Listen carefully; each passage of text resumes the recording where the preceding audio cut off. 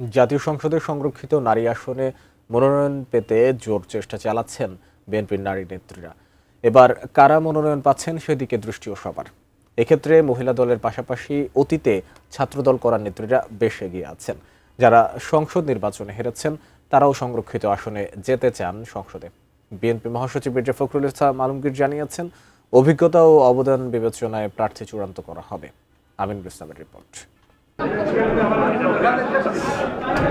ত্রয়োদশ সংসদ নির্বাচনে বিএনপি এককভাবে ২০৯টি আসনে জয় পায়। আসন অনুপাতে সংরক্ষিত ৫০টি নারী আসনের মধ্যে দলটি পাবে ৩৫টি, জামায়াত ইসলামী ১১টি ও এনসিপি 1টি আসন পাবে। অন্য 3টি আসন স্বতন্ত্র প্রার্থী ও নিজস্ব প্রতীকে জয়ী ছোট দলগুলোর মধ্যে বণ্টন করা হবে। সাংবিধানিক নিয়ম অনুযায়ী সাধারণ নির্বাচনের গেজেট প্রকাশের ৯০ দিনের মধ্যে সংসদে সংরক্ষিত নারী আসনের নির্বাচন হওয়ার কথা। সে হিসাবে চলতি বছরের এপ্রিলের প্রথম সপ্তাহের মধ্যে ইসিকে এই কাজ সম্পন্ন করতে হবে। নতুন মন্ত্রিসভা গঠনের পর থেকেই সংরক্ষিত নারী আসনে কারা বিএনপির মনোনয়ন পাচ্ছেন সেদিকে দৃষ্টি রাখছেন অনেকে। বিগত আন্দোলন সংগ্রামে ভূমিকা ও সাংগঠনিক অভিজ্ঞতার বিবরণ নিয়ে এই মনোনয়ন নিশ্চিত করার চেষ্টা করছেন দলের নারী নেত্রীরা।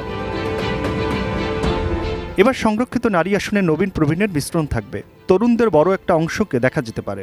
জাতীয়তাবাদী মহিলা দলের সভাপতি আফরোজা আব্বাস, সাধারণ সম্পাদক সুলতান আহমেদ, বিএনপির বরিশাল বিভাগীয় সাংগঠনিক সম্পাদক বিলকিস আক্তার জাহান শিরিন, কেন্দ্রীয় কমিটির সদস্য শিরিন সুলতানা, ঢাকা জেলা বিএনপির সাধারণ সম্পাদক নিপুণ রায় চৌধুরী, সঙ্গীতশিল্পী বেবি নাজনীন, নীলুফার চৌধুরী মনি, শাম্মী আক্তার, সৈয়দা আসিফা আশরাফি পাপিয়া, রাশেদা বেগম, হেলেন জেরিন খান, স্বেচ্ছাসেবক দলের প্রয়াত সভাপতি শফিউল বারী বাবুর স্ত্রী বিথিকা বিনতে হোসেন আলোচনায় আছেন।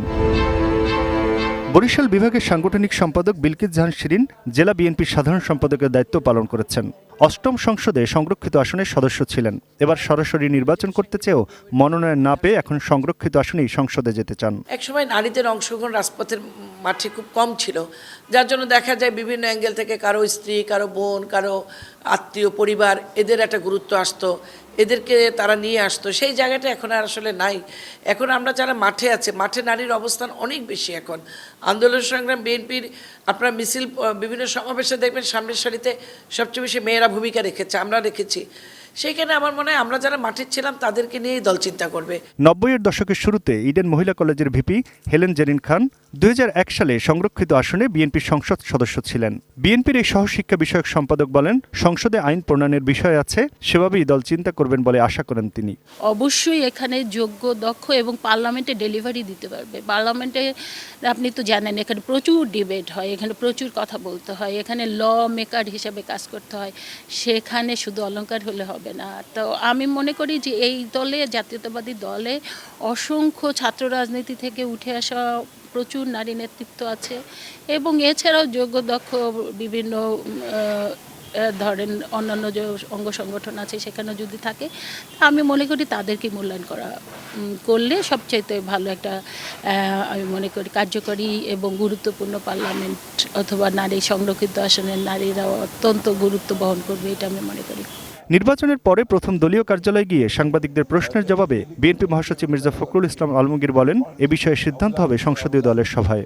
জনগণের সঙ্গে সম্পৃক্ত থাকতে হবে, রাজনীতির সঙ্গে দলের সঙ্গে সম্পৃক্ত থাকতে হবে। আমাদের দলের পক্ষ থেকে যারা দলের সঙ্গে সম্পৃক্ত আছেন তাদেরকে প্রাধান্য দেওয়া হবে।